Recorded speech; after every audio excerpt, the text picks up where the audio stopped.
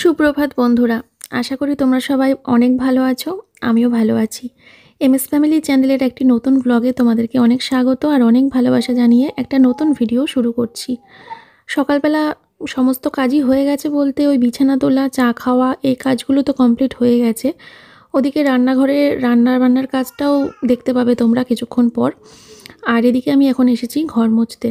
ঘর ঝাড় দেওয়া হয়ে গেছে, এখন আমি ঘরটা মুছে নিচ্ছি আর তোমাদের সাথে এখন থেকেই ভিডিওটা শুরু করলাম। একটু বেলা করে শুরু করলাম কারণ আগের ভিডিওটা শেষ করে আপলোড করে এডিট করে সেটার একটা কাজের চাপ ছিল, যার জন্য আমার পরের ব্লগটা শুরু করতে একটু দেরি হয়ে গেল। ঠিক আছে, কোনো ব্যাপার না, চলো সবই মানিয়ে নিতে হবে, তাই না? তো বন্ধুরা, এই ঘর মুছতে মুছতে তোমাদের সাথে কিছু কথা শেয়ার করি। হঠাৎ করেই দেখছি একটা রব উঠেছে, সেটা হলো সোমনাথ নাকি ওর মা বাবাকে দেখে না। সোমনাথ নাকি বেকার, ও নাকি ওর মা বাবাকে দেখে না। এর আগেও একবার এই রবটা উঠেছিল, তখনও আমি তোমাদেরকে একটা কথা বলেছিলাম। আজকে আবারও তোমাদেরকে বলতে বাধ্য হচ্ছি, শুধুমাত্র তোমাদের কিছু কিছু নেগেটিভ কমেন্টসের জন্য। কারণ অনেকেই আছো যারা ভুল বুঝছো, তো তাদেরকে সঠিক পথ দেখানোর মানে উদ্যোগটা আমাকেই নিতে হবে। কারণ সোমনাথ কখনোই এইসব নিয়ে কিছু বলবে না, তাই আমিও যদি চুপ করে থাকি শুধু শুধু সোমনাথের গায়ে একটা কলঙ্ক এসে লাগবে, আর সেটা তো আমি হতে দেব না।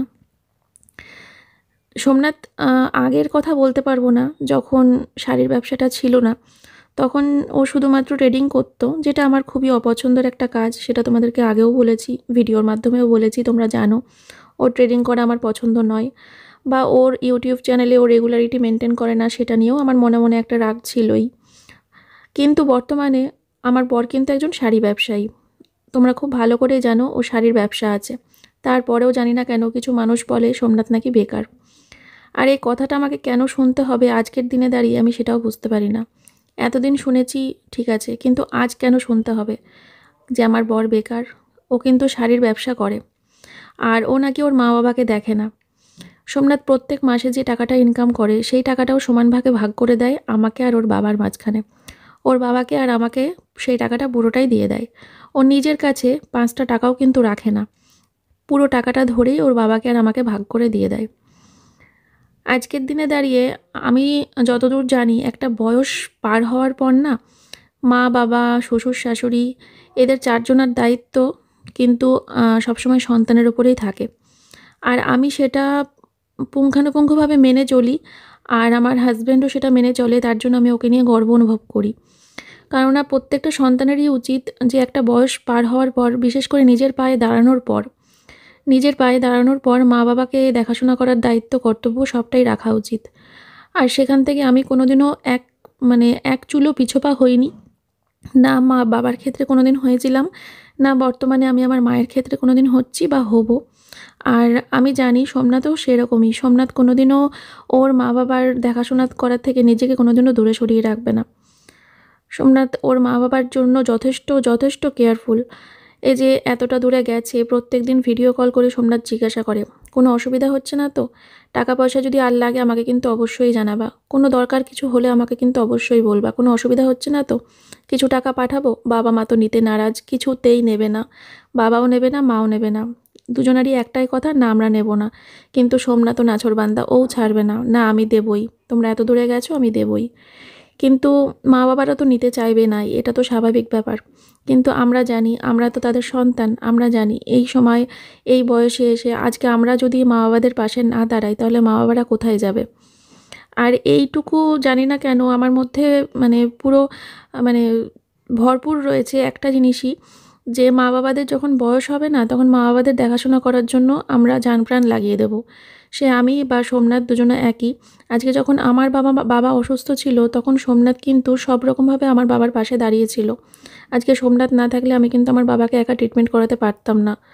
ও সব সময় আমার বাবার পাশে ছিল। আমি জানি আমার মাও যদি ভবিষ্যতে কখনো অসুস্থ হয়, আমি আর সোমনাথ দুজনে মিলেই কিন্তু ঝাঁপিয়ে পড়ব। ঠিক সেরকমই সোমনাথের মা বাবারও যখন কোনো অসুবিধা হয় তখন কিন্তু আমি আর সোমনাথ দুজনে মিলেই কথা বলি, আলোচনা করি যে আজকে তোমার বাবা মার এই প্রবলেমটা হচ্ছে, চলো আমাদেরকে কিন্তু দেখতে হবে। কারণ আমরা ছাড়া কিন্তু ওদেরকে দেখার মতো এই পৃথিবীতে আর কেউ নেই, এটাই বাস্তব সত্যি কথা। আমার শ্বশুর শাশুড়ির যদি কখনো কোনো প্রবলেম হয় টাকা পয়সার দিক থেকে কোনো রকম কিছু, সেই জায়গায় কিন্তু সোমনাথ ছাড়া এই পৃথিবীতে আর কেউ নেই যে ওর বাবা মাকে হেল্প করবে। আর সেটা আমি খুব ভালোবাসি, সেটা আমার ভীষণ ভালোও লাগে এটা দেখতে যে না সোমনাথ ওর মা বাবার পাশে দাঁড়াচ্ছে। এত কিছু করার পর, এত কিছু সব ঠিকঠাক থাকার পর একটা সুন্দর সাজানো গোছানো সংসার কেন তোমাদের মনে হয় বলো তো সোমনাথ ওর মা বাবার পাশে দাঁড়ায় না? আজকে যদি সোমনাথ মানে মনে করতো যে না আমি আমার বউকেও আমার ইনকামের টাকা দেবো না, আমার বাবাকেও আমার ইনকামের টাকা দেবো না, আমি নিজেই আত্মসাৎ করব, ভাবতেই তো পারতো। কিন্তু সেটা তো কখনো ভাবে না। তারপরেও দেখো, তারপরেও ছেলেটাকে কথা শুনতে হয়। কিছু কিছু মানুষকে ভুল বোঝানো হয় আর তারাও ভুল বোঝে।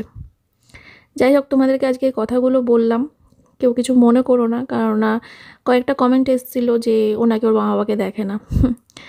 যাই হোক, দেখতেই পেলে রান্নাবান্না ডাল ভাত করেছি, তার সাথে আলু ফুলকপি দিয়ে ডিমের ঝোল করেছি, আর এটা লাস্ট নামছে সেটা হচ্ছে নিম পাতা। তো রান্নাবান্না সব কিছু হয়ে গেল, রান্নাবান্না সব কিছু কমপ্লিট করে তারপরে আমি আসলাম রান্নাঘরটা পরিষ্কার করতে। রান্নাঘরটা পরিষ্কার করা হয়ে গেলে তারপরে আমি স্নান করে পুজো করে খাওয়া দাওয়ায় বসবো। আর এই যে এখানে ডাস্টবিনের নোংরা প্যাকেটটা ভরে গিয়েছিল, তো সেটাই এখন বাইরে ফেলে দিয়ে আসবো, তারপরে গ্যাসটা মুছে নেব। আর তোমরা একটা কথা অনেক দিন ধরেই আমাকে বলছো, রিসেন্টও কমেন্ট আসছে দেখছি যে কেন আমার ভিডিওতে আমার ননদকে দেখা যাচ্ছে না, কেন ননদের বাড়িতে আমি যাচ্ছি না। তো দেখো বন্ধুরা, এটা আমার লাইফস্টাইল চ্যানেল, আমার লাইফস্টাইল ব্লগ। এখানে তোমরা আমাকে বেশিরভাগ সময় দেখতে পাবে, কারণ চ্যানেলটা আমার, তার জন্য আমাকেই সবসময় দেখতে পাবে। আর আমার সাথে সবসময় যারা জড়িয়ে থাকে তাদেরকে দেখতে পাবে, যেমন আমার বর, আমার মেয়ে, এদেরকে তোমরা সবসময় দেখতে পাবে, আমাকে দেখতে পাবে। আদার্স আমার বাড়িতে যারা সবসময় বেশিরভাগ আসা যাওয়া করবে তাদেরকেও তোমরা দেখতে পাবে।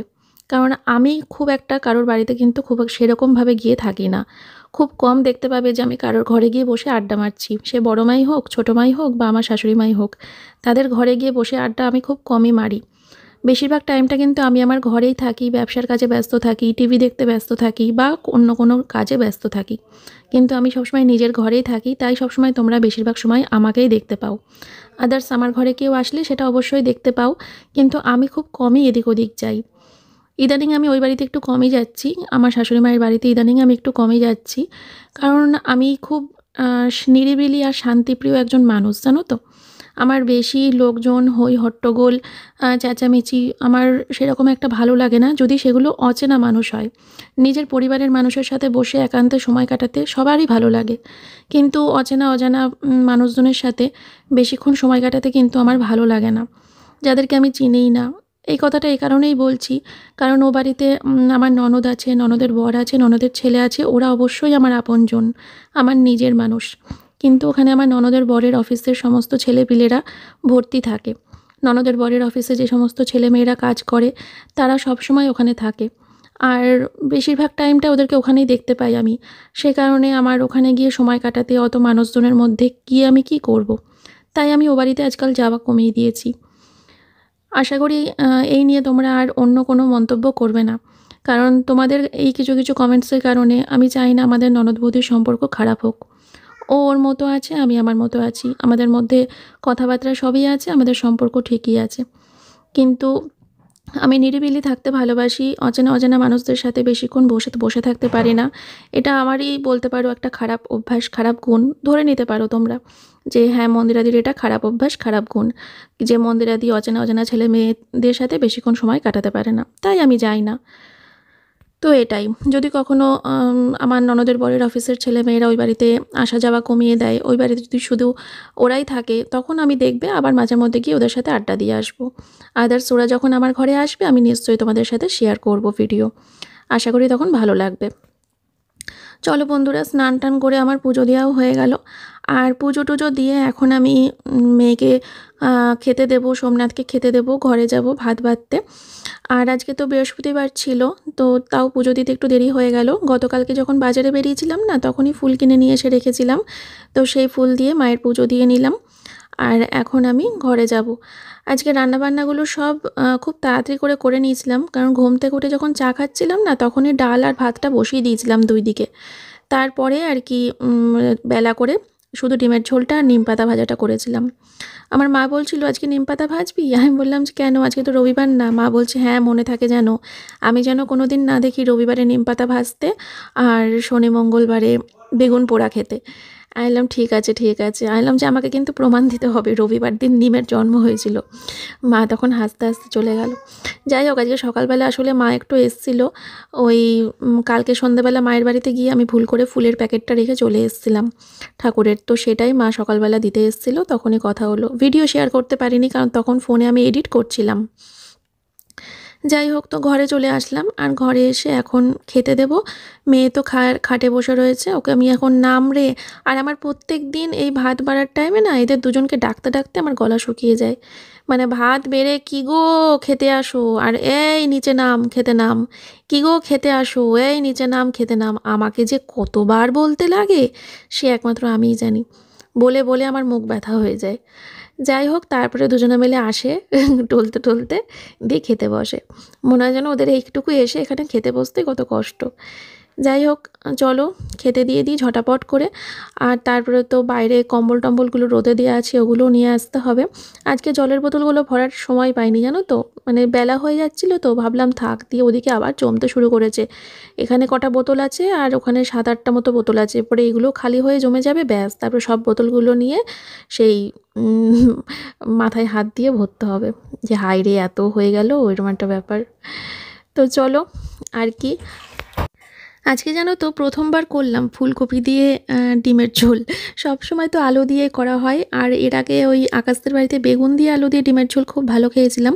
তবে ফুলকপি দিয়ে আজকে প্রথমবার ট্রাই করলাম, বিশ্বাস করো ভালো হয়েছিল তরকারিটা খেতে।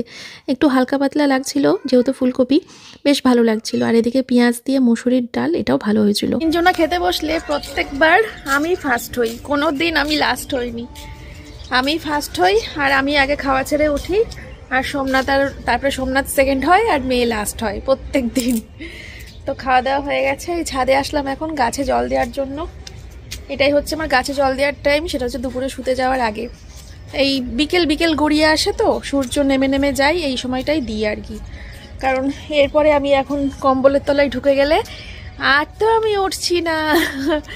ওয়েব সিরিজ দেখবো নাকি ফোনে কাজ করব, ফোন ঘাঁটবো জানি না।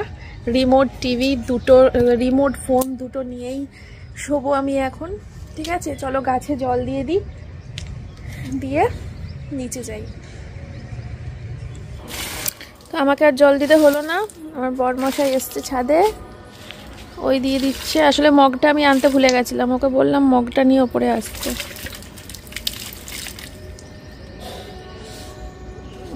যখন জল ছাদ করা হবে তখন মিস্ত্রি বলছিল টবগুলোকে এই ওপরগুলোতে রেখে দেবে, দিয়ে করবে। কাজ হয়ে গেলে আবার নামিয়ে দেবে, না নিচে আর নিয়ে নামাতে হবে না। এলাম ভালোই হবে, তাই কর।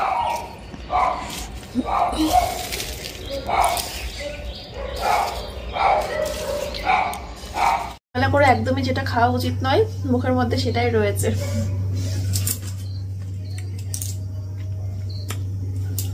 কুল এইমাত্র উঠলাম, না ঘুমাইনি, 7টা দুপুর শুয়েছিলাম, শুয়ে ফোনে কাজ করছিলাম, কয়েকটা ব্লগ দেখলাম, কমেন্ট পড়লাম তোমাদের, আর ফেসবুকে ভিডিও আপলোড করলাম। আজকে সারাদিনের ভিডিওটা এডিটের কাজ কিছুটা এগিয়ে রাখলাম, আর ব্যবসার ফোনে সবাইকে রিপ্লাই দিলাম, এইসবই করছিলাম। তারপরে এখন টাইম হচ্ছে 6টা 17, উঠে আসলাম, এদিকে দুধ গরম বসিয়েছি, কফি করব। আর এদিকে মেয়ে আজকে বলছে দুধ খাবে না, এখন ম্যাগি খেতে চাইছে। এখন তো রোজ তো আর আগের মতো সেই ম্যাগি দেওয়া হয় না, মাঝের মধ্যে বায়না করে তখন দিই, তো ওর জন্য ম্যাগি বসিয়েছি। এখন ঘরে গিয়ে টিভিটা ভাবছি চালাবো এবার। 7টা দুপুর ফোন ঘেটেছি, আর ফোন দেখতে ভালো লাগছে না, এবার ভাবছি টিভিটা চালাবো। আর আমাদের এখানে ঠান্ডাটা আগের থেকে একটু কম বলে মনে হচ্ছে আস্তে আস্তে, বুঝলে, কারণ খুব একটা কাঁপুনি টাপুনি লাগছে না। নাহলে এই সময় লেপের তলা থেকে বেরিয়ে রান্নাঘরে আসলে উহু করে কাঁপতাম, সেটা এখন নেই। চলো তাহলে, এই কুলটা খাওয়ার পরে এই কফিটাই শরীরে ক্ষতি করে দেবে, কিন্তু কি করবো, এমন জায়গায় রেখেছি নাকে গন্ধ আসছে। কালকে ওই কুল মাখা কিনেছিলাম যখন, তখনই কটা কুল নিয়ে নিয়েছিলাম, এখানে 300 মতো নিয়েছি, 40 টাকা নিয়েছিল। কফিটাও নিয়ে আসলাম, ভাবলাম টিভি চালাবো, কারেন্ট চলে গেল। আচ্ছা, দুটো চার্জার লাইট, ওই ঘরে একটা মেয়ে নিয়ে গেল, ম্যাডাম আসবে।